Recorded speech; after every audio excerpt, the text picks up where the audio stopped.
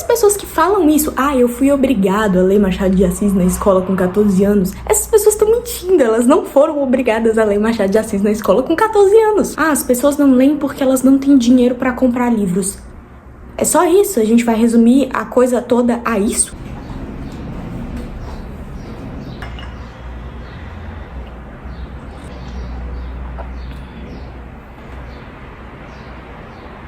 Cá estou eu para dar os meus centavos de contribuição nessa discussão que surgiu aí nessa última semana e que eu vi muita gente comentando e eu acredito que eu tenha alguma coisa um pouco diferente para comentar. Como eu já mencionei várias vezes aqui em outros vídeos, eu gosto de fazer vídeos quando eu tenho alguma coisa de diferente a dizer. Se for para dizer o mesmo, eu acho que não é muito útil, porque tem canais aí muito maiores do que o meu falando sobre o mesmo assunto. Então vamos lá, para quem não me conhece, eu sou professora de língua portuguesa. Eu me formei no ano passado em letras portuguesas aqui na Universidade de Brasília e eu atuo como professora. Na verdade, a minha atuação pode parecer pequena, assim, em número, em tempo, porque eu me formei ano passado, mas eu já trabalhava como professora já há um bom tempo. Comecei a trabalhar em sala de aula no segundo semestre da faculdade. Então eu passei por várias escolas cujos alunos eram de perfis bem diferentes, escolas um pouco menores, os alunos eram de condição financeira ali menor, até colégios muito, muito grandes e de elite aqui do Distrito Federal. Então, eu tenho uma bagagem e eu tenho um período de reflexão. Eu falo isso porque eu acho que muitos professores chegaram na vida de professor de maneira aleatória. Ele simplesmente apareceu a oportunidade de fazer uma licenciatura, era o que tinha, foi lá e fez, e vai fazendo da profissão uma coisa meio impensada. Esse nunca foi o meu objetivo. Na verdade, eu entrei em letras porque eu gostava, eu queria ser professora e eu gostava da área de letras, tanto de gramática quanto de literatura. Depois eu enveredei mais pela literatura, hoje em dia eu faço mestrado em literatura. Tem 2 vídeos aqui no canal em que eu menciono um pouco da minha trajetória, então um vídeo eu comento sobre o curso de letras, se vale a pena, dou minhas ponderações a respeito desse assunto, e o segundo vídeo é a minha experiência no mestrado até agora, 1 ano de mestrado. Como é que tá sendo a minha experiência? Na verdade foi no primeiro semestre que eu fiz esse vídeo, eu quero até tentar atualizá-lo futuramente. Então eu tenho esses 2 vídeos aqui, se você tem interesse você pode procurar aí no canal. Então, o que eu vou falar aqui é com base na minha percepção como professora de língua portuguesa dentro desse universo de formação de leitores. Então, para quem não viu, eu acho que todo mundo que tá aqui assistindo a esse vídeo passou por algum conteúdo voltado a isso, porque a gente vive nessa bolha, né, que fala de livros, e eu acho que todo mundo que fala de livros já mencionou um pouco essa treta aí com a última pesquisa de retratos de leitura no Brasil. Então a gente tem essa pesquisa, que se eu não me engano é feita de 4 em 4 anos, e a gente teve uma queda no número de leitores. Para essa pesquisa, o número de leitores é considerado a partir de alguns critérios, e esses critérios são ter lido pelo menos uma parte de um livro nos últimos 3 meses. Então, as pessoas que foram entrevistadas e consideradas leitores leram pelo menos uma parte de um livro nos últimos 3 meses, o que é muito pouco, né? Vamos combinar. Se você for pensar na quantidade de pessoas que terminaram um livro, é menos ainda. E essa pesquisa demonstrou aquilo que a gente já sabe, que no Brasil as pessoas não leem, não há um hábito, não há uma cultura letrada. Toda vez que a gente se vê diante dessa realidade de que no Brasil as pessoas não leem, muitos que leem dessa bolha aqui, nossa, tentam encontrar razões, motivos para isso acontecer, para as pessoas não lerem. E esses motivos normalmente permeiam 2 esferas. Eu vou comentar sobre esses motivos e eu vou comentar porque que eu acho que esses motivos, em alguma medida, não contemplam uma grande parte da razão pela qual os brasileiros não leem. Então, primeira razão pela qual as pessoas falam que nós brasileiros não lemos, né? A população brasileira não lê. As pessoas não leem por alguma razão econômica. Então, as pessoas não leem porque elas economicamente estão afastadas desse hábito.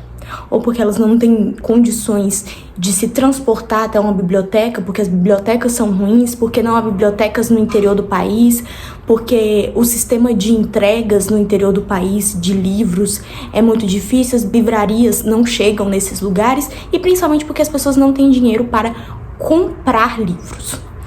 E, para mim, essa é uma justificativa que permeia muitas justificativas de problemas. Existe um problema, as pessoas estão falando que é por causa de dinheiro.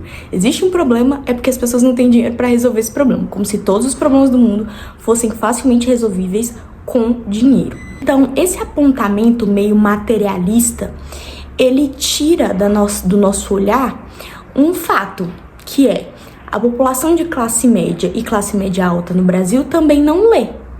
Ela pode até ler mais, logicamente, né, gente? As pessoas que vivem em completa insegurança alimentar, sem um teto, é óbvio que esse é um problema que vai afetar toda a vida da pessoa e vai afetar também a questão da leitura. Então, quem não tem o que comer não vai ficar se preocupando em ler livros, em ler clássicos. Isso é óbvio, isso é lógico. Mas apontar isso, a minha preocupação é quando a gente aponta isso como a razão principal e a gente não para perceber que a classe média no Brasil e a classe média alta não lê também, não tem uma rotina de leitura. Então a gente começa a perceber que o problema não é puramente econômico. Eu paro para pensar vez ou outra e comento vez ou outra isso com relação à educação.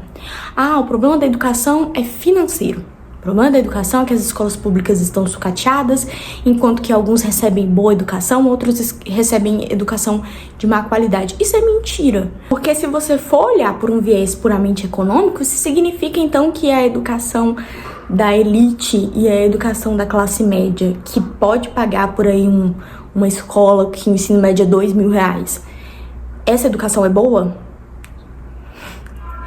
Calma lá, vamos conversar um pouco mais aprofundadamente sobre esse assunto. Então, sim, é óbvio que existe uma parcela da população que vive em miséria, que não tem acesso a saneamento básico, que não tem acesso à alimentação, vive num ambiente de violência. É lógico que essas pessoas não vão ler.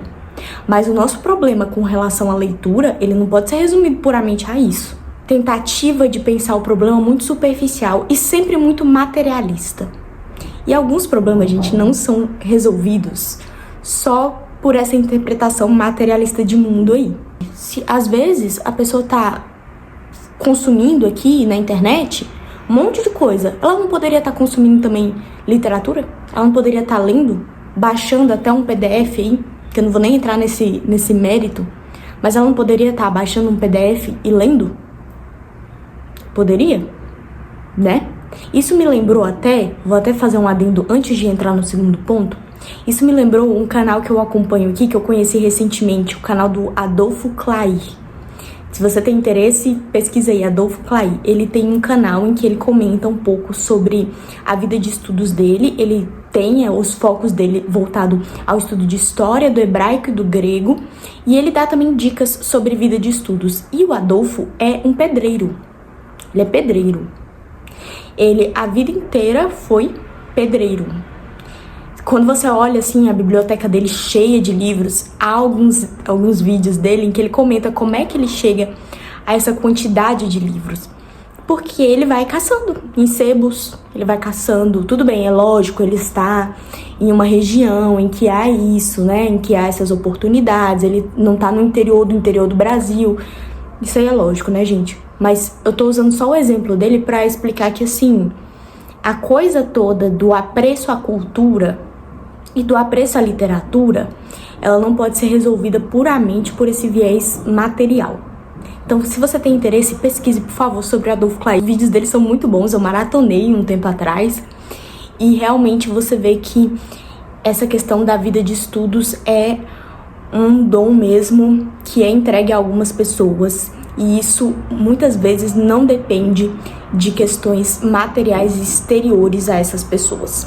Mas vamos lá, a segunda razão que eu acho que já consegue caminhar um pouco mais em nível de complexidade do porquê que as pessoas não leem. Muitos justificam que as pessoas não leem por uma razão cultural. E eu concordo com isso. Eu acho que as pessoas não leem no Brasil por uma razão cultural.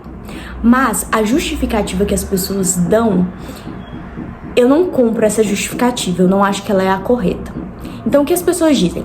Culturalmente, nós não lemos, porque o local que deveria estimular a leitura, que é a escola, ele na verdade está focado numa formação que é defasada e que não funciona. Então é muito comum a gente ver as pessoas, e vez ou outra, essa treta volta aí na internet, que é aquela treta a respeito dos paradidáticos na escola, dos livros que se manda ler na escola. E as pessoas sempre voltam nessa conversa, normalmente é o Felipe Neto aí nos últimos anos que fica voltando nessa treta, falando que nós não deveríamos colocar os alunos para ler Machado de Assis com 14 anos na escola, com 15 anos na escola. Primeira consideração que eu gostaria de fazer a respeito disso. Aliás, só concluindo, as pessoas usam essa justificativa da formação defasada para dizer, olha, as pessoas desde a mais tenra idade na escola não são bem estimuladas e criam um bloqueio pela leitura. E quando crescem, não leem. Então, essa é a justificativa cultural.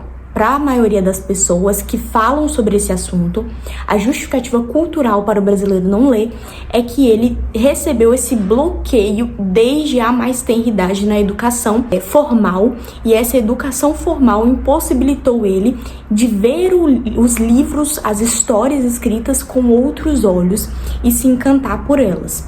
Então, essa é a justificativa que as pessoas usam.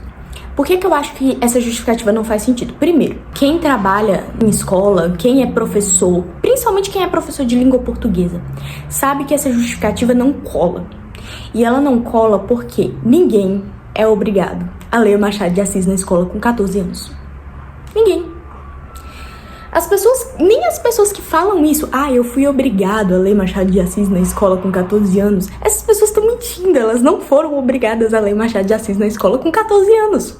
Elas estão mentindo. Por quê?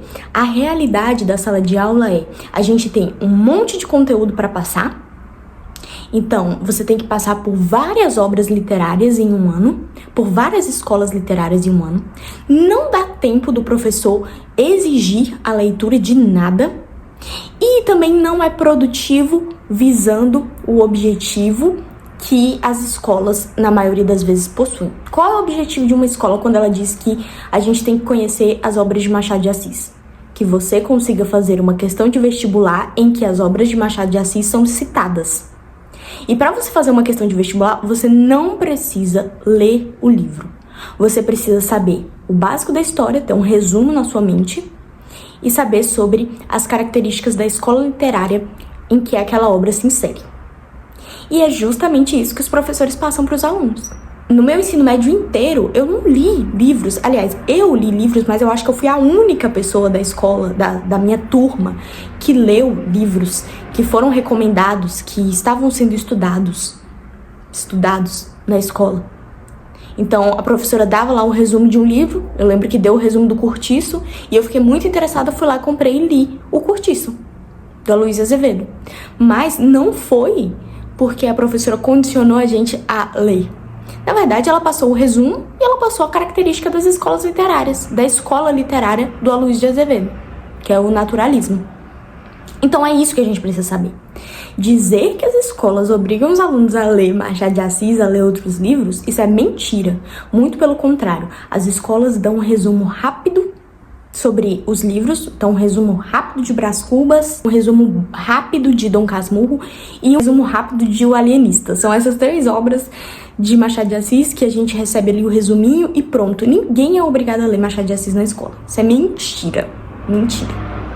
E eu acho, e isso é assunto para outro vídeo, que esse sistema de fornecer um resumo simples para o aluno, para ele decorar o assunto da obra literária e depois passar para frente, ele desestimula muito mais a leitura do que se a gente colocasse o aluno realmente para ler. Mas isso aí é assunto para outro vídeo. Eu comentei com vocês que eu concordo com a base dessa argumentação, que é a questão cultural. Eu acho que realmente o problema da literatura, da falta de leitura de literatura no Brasil é uma razão cultural. E o que eu quero dizer com uma razão cultural? A questão aqui é que nós não temos uma cultura que fomenta o apreço por boa arte. A gente não tem. Então, realmente, é muito difícil a gente pensar que o brasileiro vai ler boa literatura e vai ler mesmo, vai ter apreço por essa boa literatura, quando desde a mais tenra infância ele tem acesso às piores músicas. E eu não tô falando aqui nem numa visão moral, tá? Porque normalmente quando a gente conversa sobre decadência cultural, as pessoas só falam da questão moral.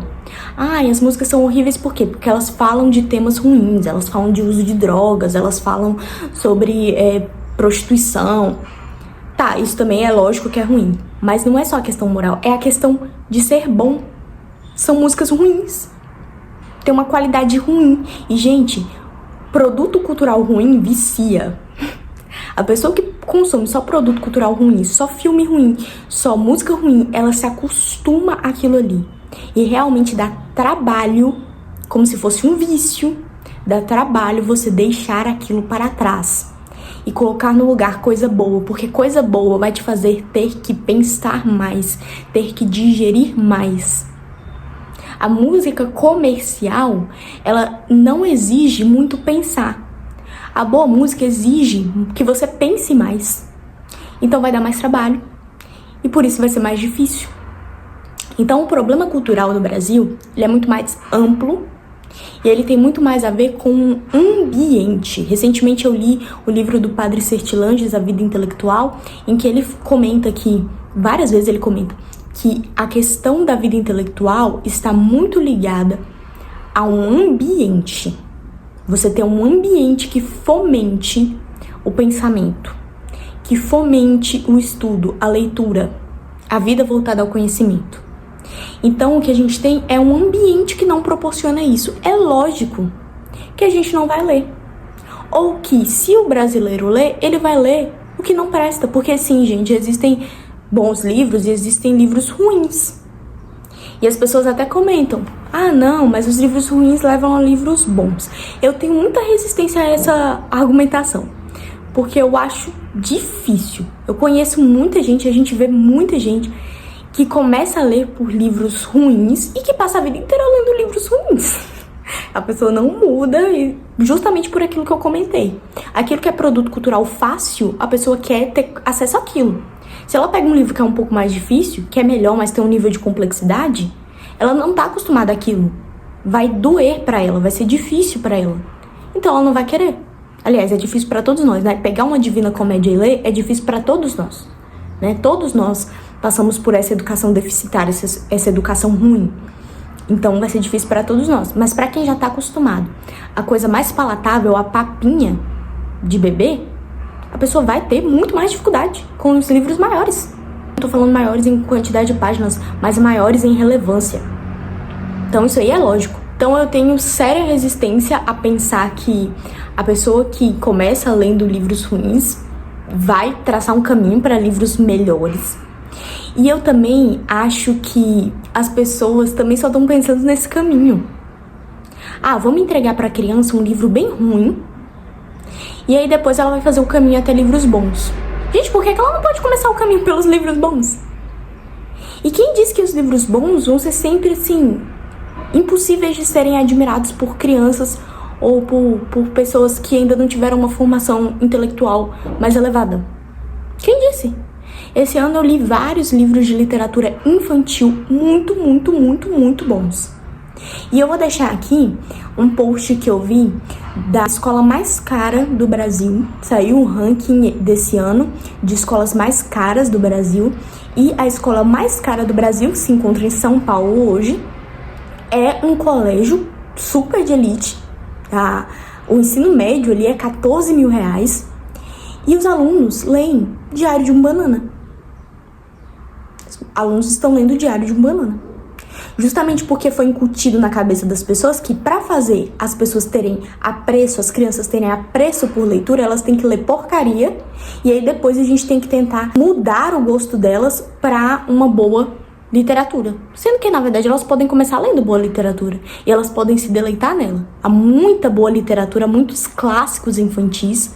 O Mágico de Oz, Alice no País das Maravilhas, Heidi, Poliana, Anne de Green Gables, tudo grandes clássicos da literatura infantil que não são ruins. Então a pessoa não vai ter que passar pela grande dificuldade de ter que sair de uma literatura ruim e migrar para uma boa literatura. Ela pode começar lendo boa literatura. Isso vai a condicionar a continuar lendo boa literatura, a crescer na leitura de boa literatura. Por que que a gente tem primeiro, esse preconceito de pensar que o aluno, que as crianças são burras e não vão ser capazes de ler algo bom? Quando você conversa com um diretor de escola, e eu já tive essa experiência de conversar com uma diretora de escola, uma escola que eu trabalhava, pedi para fazer um clube do livro e sugerir alguns títulos. E a primeira coisa que a pessoa disse: eles não vão conseguir ler esses livros, eles vão se desanimar. Nem tentou. E nem eram livros de grande complexidade. Mas porque eram clássicos, aí eles não vão conseguir. Então essa noção de que o aluno é burro, de que ele quer realmente... Vamos fornecer o que ele quer, que é o mais fácil. Porque se a gente fornecer uma coisa um pouco mais difícil, ele não vai conseguir. Que noção é essa? Uma noção que menospreza o intelecto do aluno e que menospreza o poderio da boa literatura. Porque faz pensar que a boa literatura, primeiro, só entedia. Ela não causa bons sentimentos. Ela não pode causar êxtase. Não, ela vai causar sempre tédio. Na cabeça dos alunos vai ser entediante. Quem disse isso? Então, realmente, pra mim, o problema é cultural. Ele não é puramente material.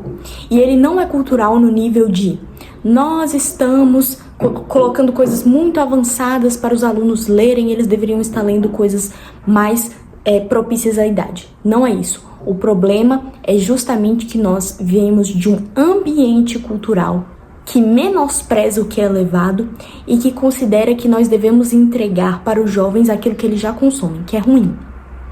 Então, esse é o problema. O problema é cultural, mas a gente tem que olhar para esse problema cultural com outro olho. Não de maneira a menosprezar a boa literatura, o poderio dela, e nem menosprezar aqueles que leem como se eles não tivessem capacidade de ler coisas boas. Eu acho isso até, assim, um pouco elitista. As pessoas não comentam isso, né? As pessoas acham que estão sendo adeptas a uma maneira inclusiva de ver a literatura. Na verdade, não. Elas estão sendo elitistas. Elas estão pensando: eu consigo ler Machado de Assis, mas o menino lá da escola não consegue ler Machado de Assis. Mas aquele que ainda não começou a vida de leitura, ele não consegue pegar esse livro para ler. Quem te falou isso? Que a capacidade dessa pessoa é inferior à sua, né? Então é isso, esses são os meus 10 centavos aí sobre esse assunto. Meu café já deve ter até esfriado. Deixo em aberto os comentários para qualquer reflexão que você tenha. Se você discorda de mim, pode deixar nos comentários também a sua contribuição com a educação, é lógico. Aqui só cabe comentários educados. E é isso. Dê uma olhada nos outros vídeos do canal, se você não conhece esse canal. Se você não conhece, eu trabalho por aqui, que já tem durado 6 meses, gente. Já tem 6 meses que esse canal existe, olha. Tem muito conteúdo pra assistir aqui nesse canal. Então é isso, se você gostou, dê um like e um beijo. Tchau, tchau.